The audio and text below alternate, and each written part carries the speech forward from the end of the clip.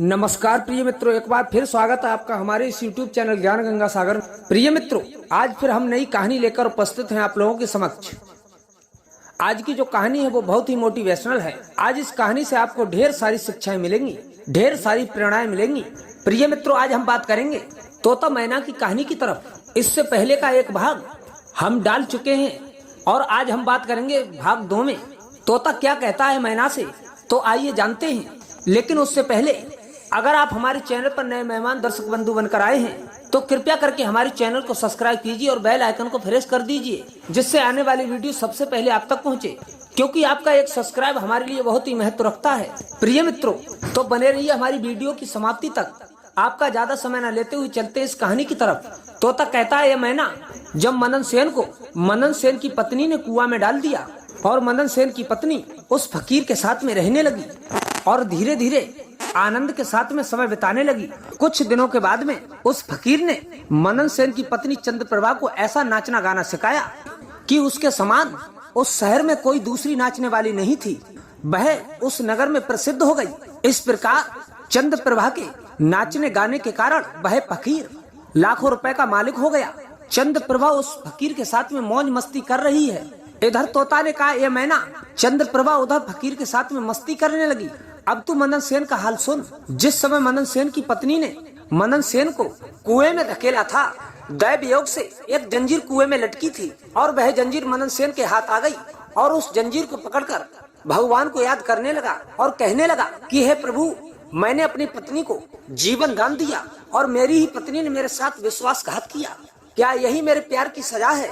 प्रिय मित्रों, इस प्रकार से कुएं में लटका हुआ वह मनन सेन दिल में सोच रहा था। तभी ऐसी कृपा हुई, उसी कुएं के पास से एक बंजारों का काफिला गुजर रहा था और उसी स्थान पर आके ठहर गया और एक बंजारा रस्सी और डोल लेकर कुएं पर पानी भरने आया। जब उस बंजारे ने डोल कुएं में डाली तो मनन सेन ने उस डोल को पकड़ लिया।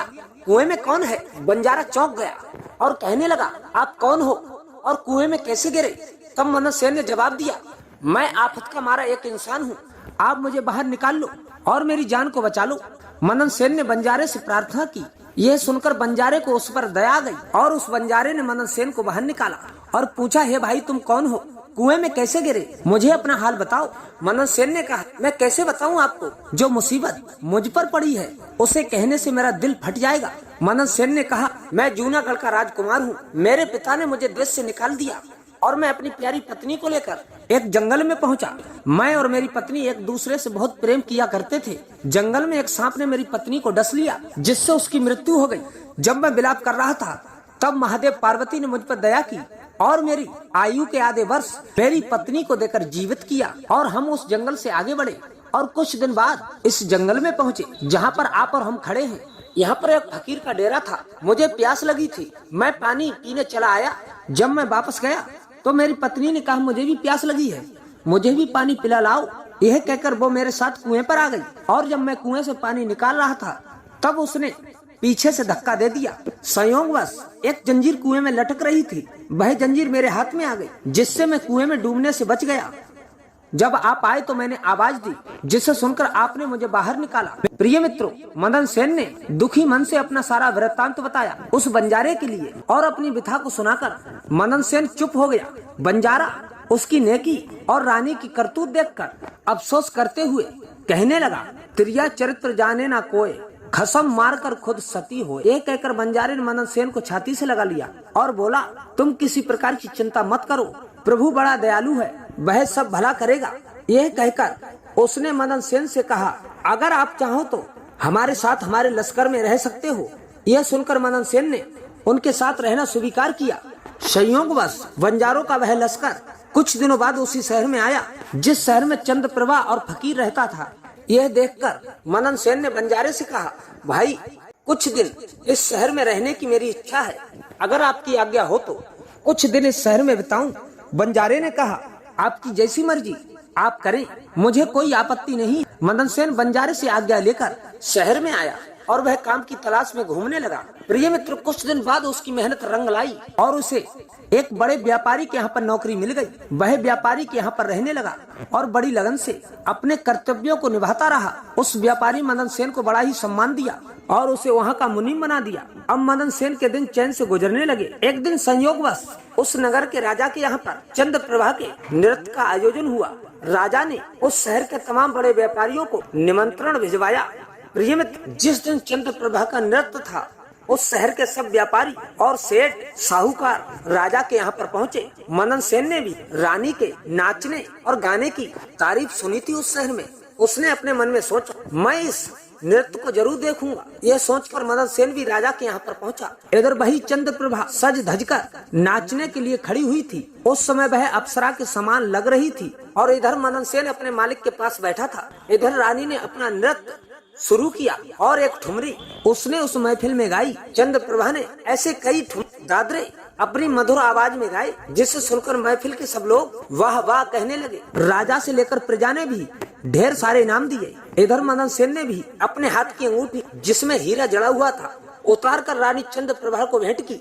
रानी चंद्रप्रभा ने अंगूठी को पहचान लिया और मन ही मन कहने लगी, बड़ा गजब हो गया, कमबख्त मेरा पति तो जिंदा है और यहाँ आ पहुँचा।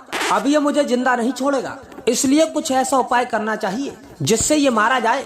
फिर उसने अपने दिल में उपाय सोचा, इससे बेहतर कोई उपाय नहीं हो सकता कि एक कड़कती हुई रागनी गाऊं और राजा को रिझाऊं, और जब राजा खुश हो जाएगा तो मैं राजा से उसे मरवाने की आज्ञा ले लूंगी। ये विचार अपने दिल में सोच लिया। चंद्रप्रभा ने उसी समय लचकती हुई रागनी गाई। चंद्रप्रभा की इस बसंत बहार को सुनकर राजा खुश हो गया। वही चंद्रप्रभा से बोला, हम तुझसे बहुत प्रसन्न हैं। राजा बोला, क्या मांगना चाहती हो? जो कहोगी तुझे मिलेगा। चंद्रप्रभा ने कहा, यदि आप हमसे प्रसन्न हो तो पहले त्रिमाचा भर जाइए। राजा ने त्रिमाचा भर लिया। तब चंद्रप्रभा ने कहा, आपकी इस सभा में मेरा एक चोर है, आप उसे इसी समय मरवा दीजिए। राजा ने कहा, चोर को मेरे सामने लाओ। तब चंद्रप्रभा ने मदन सेन का हाथ पकड़ा और राजा के सामने ले आई और कहा, इसे जल्लादों के हवाले कर दो।